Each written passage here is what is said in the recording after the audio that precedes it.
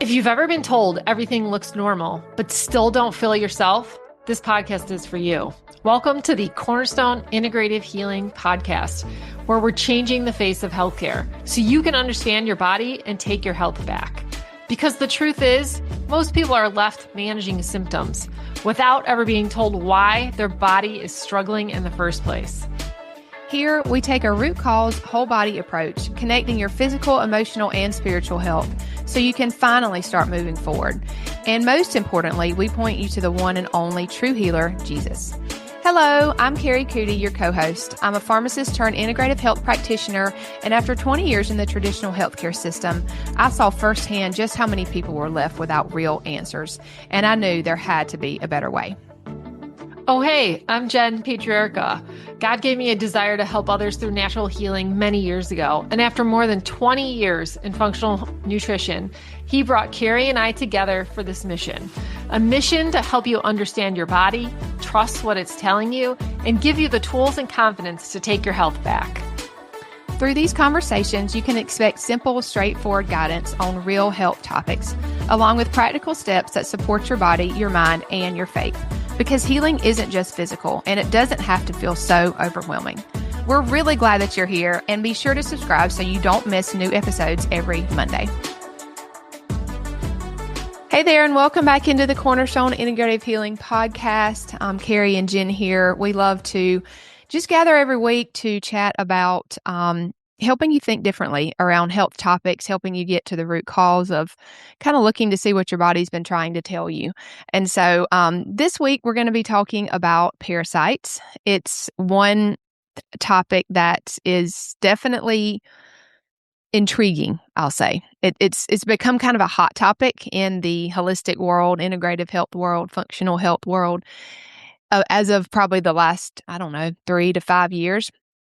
And so we wanted to talk around this topic today, share some of our thoughts on it, and just help you think about it in more of a grounded way. Because what I see a lot of people in this space doing is they talk a lot about parasites, but it just seems to be this constant, it invokes this constant need of killing off parasites 24/7 all the time. And that's not really getting to the root cause. Not that they're not important and they can't cause issues, but I think it's just important to look at the whole picture. Yes, there's no doubt. And to do really the foundational work, because there is, a roadmap and you need to work on foundations and drainage before you get into addressing any parasite. I see a lot of people that come in person who are currently have cancer, and their integrative physician has put them on Fedmin and, ivermectin, which I think is great. But sometimes not with drainage or not enough drainage.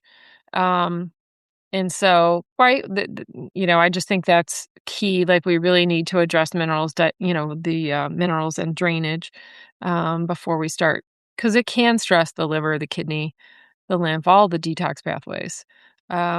So parasites, we just wanted to talk about kind of some of the common signs associated, maybe with if parasites could be an issue. And look, let me just say this. I feel like, and Kari, you could agree or disagree. I feel like parasites are probably something that needs to be addressed with most people.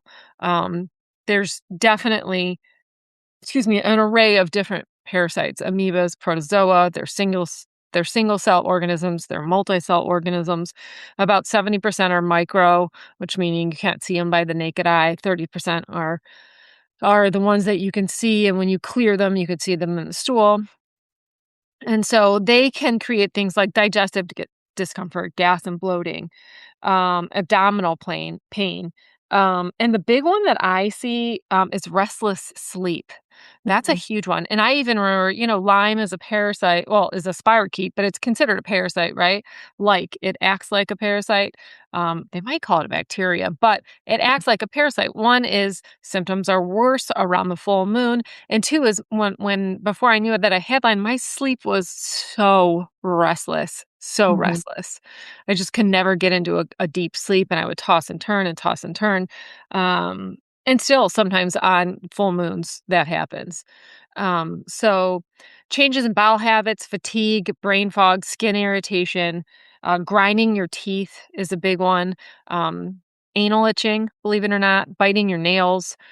Those are all very common symptoms. And like I said, that will increase around full moon. Yeah. Did you say teeth grinding? I did. Okay, I couldn't remember if you said that one. That one's a big one, especially in kids, for just unexplained, just teeth grinding. But food sensitivities, I don't think you mentioned that one. That one can definitely come, especially dairy. We see Yeah. that for Yeah. sure. Huge. Yeah. Huge. Mhm. Because the parasites compromise the gut lining. Yeah.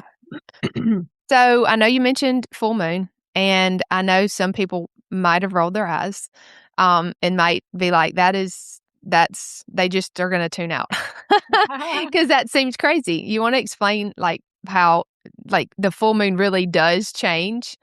Yeah, you want me to? Yes, It's pretty simple, really. Just a simplistic, explanation is you have more serotonin around a full moon than melatonin, and so that is kind of like candy to a parasite. I know that sounds really nasty, but it's just the truth, and so they're way more active because they're kind of like feeding during that time, and so when they're more active, of course, that makes sense about why your symptoms may be worse around a full moon, and sometimes it can be around a full moon and a new moon, and if you think about it, again, I really try to like think about things that seem kind of out there in more of like a practical way. I mean, we know a moon can change the tides. Like it changes, it does change things that we can see. So I just think about it like that. It does change things that we can't see. And this is one of them. for sure. Yep. I know on labs, we'll often look at eosinophils. Um, Elevated eosinophils, somewhere between 3 and 7 or 8, could possibly be from parasites or allergies. Sometimes, though, that's not always it might not show up on a lab. The eosinophils might not raise because they're under a biofilm, right? And so the body doesn't even know they're there. Okay, pause. What's a biofilm? I think we've talked about them before, but it's We kind have. of like Yeah. a slime, like a film, a slippery film that a lot of the bugs use to protect themselves from alerting the immune system that they're even there. And listen, they all have different. So biofilms is only one method. There's other methods like Epstein-Barr will actually down-regulate its genome, not to alert the immune system that it's there. It will down regulate inflammatory markers like interleukin 6 and some other things. So these buggers are really smart. Yeah. They know how to evade immune detection. Um, so unless sometimes you've done before, if you haven't done a biofilm, the antivirals might not show. Yeah, if you haven't really usually you take, specific herbs or even other things to really disrupt those biofilms, and so that it kind of dissolves them and, releases everything that is in that little sac. So that's a whole other conversation, but it is important to know that that's why parasites are kind of evasive. They have all of these different ways of kind of evading, even showing up on testing. Stool tests are definitely something that we've done that other practitioners do, and they are really great. But you can't really rely on them for parasites because they're only about 8% accurate. That the parasite is actually going to survive long enough in your stool to be detected, or that it's the type that they might not even test for that type on the test. So there's just a lot of variables that go into that. So what we've seen is the best thing is to go by signs and symptoms. You can use some of these other things, it's definitely, but if you really are aware and in tune with your body, that's the best way to decipher. Yeah, for sure. Um, Yeah, so, parasites I would say are a picture for most people, right? I know mainstream doesn't really think they exist here in the States, but they do, and we've seen it. We've seen some really sick people who have gotten better. with some parasite work. But again, it's only one piece of the puzzle, right? So You know what I was thinking about? Not to interrupt you, I just no, didn't you're good. wanna lose the thought. So, it's funny how mainstream doesn't really they don't think it's a thing, but then the integrative space, some of the practitioners, that's what they think is behind every single thing, right? It's kind of like 2 extremes. So, we're saying Sure. maybe it's somewhere in the middle. They Right. matter, but it's not the full picture, and we're gonna discuss why that might be. Right. Right. Yeah. Sorry, I interrupted you. No, no, that's great. Yeah. So yeah. So I think we're exposed to parasites everywhere. In public, you reach for a door handle, you eat out, you'll be exposed to parasites most likely. It's just kind of, yeah, it's So, we can't always just decide yes, if we know we have a parasite issue, I think the first thing that I think about as a human is how do I get rid of them, you know? But really, if we're gonna look at things from the root cause, we need to say, like, why are they actually in abundance in our body? Like, why are they sticking around in numbers that are causing these symptoms? Because we all have parasites, various ones in various numbers that are kind of like we all have bacteria, we all have viruses that make up our body. Kind of the same thing with parasites, but again, like, why are they in abundance? Why are they sticking around? right. That's super, super important. Why these organisms have become a problem, some practitioners really believe, and I do too, is that they serve as part of the body's adaptation strategy. Right now, look, remember, the body's super innately intelligent, and it's always doing compensatory physiology. It is always trying to compensate. And so, basically, the parasites are potentially trying to help sequester these toxins, heavy metals, viruses, candida, whatever else that the body isn't eliminating efficiently. And that's why it's so important that your drainage pathways are open when you are doing, some parasite cleansing, because you can release the toxins and heavy metals. Now, that's why they suggest that, the first thing you do is foundations and drainage. The second thing is parasites. And then you work through metals and mold and Lyme and co-infections and viruses and, what my mentor would call an sequential immune upregulation, right? Mm. Slowly, and then supporting the mucous membranes, retinol, vitamin A, vitamin C, like all the nutrients and minerals needed to support those mucous membranes. Strong hydrochloric acid production. That's our first defense against parasites. Is a really good strong HCl, which most people are lacking, unfortunately, Yeah. because the high prevalence of PPIs or the antacids. So we really want to focus on the root cause, which is weak digestion, low hydrochloric acid, poor bile flow. Bile is a disinfectant to the gut. Mhm. Chronic stress, of course, mineral and nutrient deficiencies, nervous system, dysregulation, mold, chemicals, heavy metals, impaired detox pathways, immune dysfunction. These are all things that need to be addressed, instead of viewing parasites, only as the problem.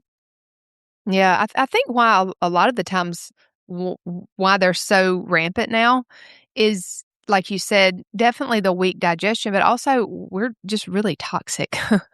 Yeah, Our bodies are just exposed to way more things, and coupled with the fact that we can't eliminate as much, maybe our drainage pathways are not open so things can get out, and we have all of this deficiency. It's just like a perfect place for all of these toxins to just kind of stay around. right, And yeah, it just makes sense why the parasite's there. They're like cleanup. right, right. So So the I goal, yeah, isn't just elimination, but the goal is creating an environment where the body can thrive and the terrain is good. And I know we've talked about terrain versus germ theory before, but I feel like it's worth mentioning again. So Louis Pasteur basically said it's the germ that's the problem, right? But he actually had an associate, Dr. Bechamp, that was like, Louis, you got it all wrong. It's the terrain. That's the problem. You correct the terrain and the organisms go away. Well, we know what thought won yeah. out. It Mhm. was, the bug theory. Um, so we're not saying you have to do both, right? I feel like you have to get the train right, but sometimes you do have to go after the bug. Yeah, but don't dismiss the terrain, right? That's the Yeah, thing that huge. really that we always need to be thinking about, um, I guess, like, at a root cause of strengthening and, looking to see what's out of balance or what's missing. But, of course, like Jen said, I mean, we're probably all at some point going to need a parasite cleanse or some type of, killing plan, I guess, for sure. We're not saying that you don't need that. It's just don't overlook the other because then you're just gonna be chasing your tail and be really frustrated, which us Right, we do see a lot of people that are very frustrated. right. Do we not? Yeah. When they Oh, come to us, right? They've yeah, tried all of these things. I would That say was me. Yeah, for sure. that's the majority of people. Yeah, no doubt. Yeah, so as the body's terrain improves, it becomes less hospitable for these bugs. And I know one of the things that I do a lot is working on the pH of the gut. So the pH is different all throughout the body. Your oral pH, your stomach is severely acid, 1.5 to 2. Then you get into the small intestine, it's just slightly acid, like 6.8. Large intestine's a little bit more alkaline. And so those pHs need to be correct throughout the body, to make sure to, again, so that the train, quote unquote, is favorable, right? So we want a really acidic stomach. We want good bowel flow and good pancreatic enzyme output, which are very low in a lot of people, Mhm. Yeah, because of chronic nervous system dysregulation. So, yeah. yeah, I know we don't talk a lot about the immune system, but immune dysregulation is something that's huge that I don't think is talked about enough, right? I mean, it's just all of these things just regulate our immune system. We talk about nervous system dysregulation a lot, and those two things go hand in hand, but right, your immune system is important that it works properly and all of these things just keep kind of dragging it down and weighing it down.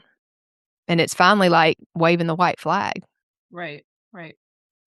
So I would say first and foremost, we want to strengthen our minerals, of course, improve our digestion, make sure we have really good hydrochloric acid production. You might need a supplement with HCl for a bit until you get enough B vitamins or zinc or sodium to make your own hydrochloric acid.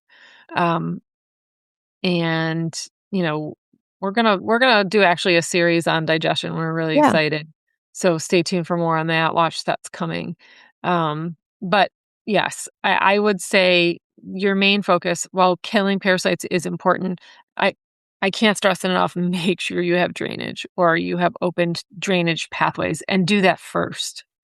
Well, do you want to talk briefly about what that is? I don't want anybody to be confused Yeah, it's a about what that is. naturopathic principle that basically, opening up all the drainage pathways. So, our bowels, making sure we're eliminating every day, liver, and kidney, making sure they have the necessary nutrients and you know, basically, what's the word I'm looking for? Raw materials to Yeah. run the function. So for liver, that would be proper protein. You need amino acids. There's something called amino acid conjugation.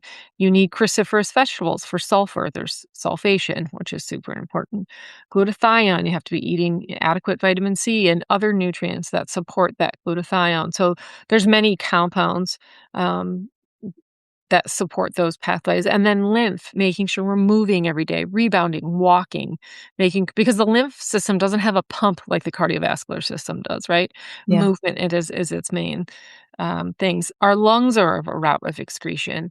For women, their milk ducts are a route of excretion. So, our skin is a route of excretion. So making sure, we have good bowel flow, all those pathways where we drain, quote unquote, Mhm. are super important. So, and there's Yeah. many, and you drain in a certain order. So the first and foremost, you have to make sure your bowels are moving. Yes, And that's what I was you about to say. Never do a parasite cleanse if you're not pooping at least once a day. no cleanse. You shouldn't do any Like, cleanse no, if you're not. right. Well, right. Exactly. But definitely not this, Right. this type.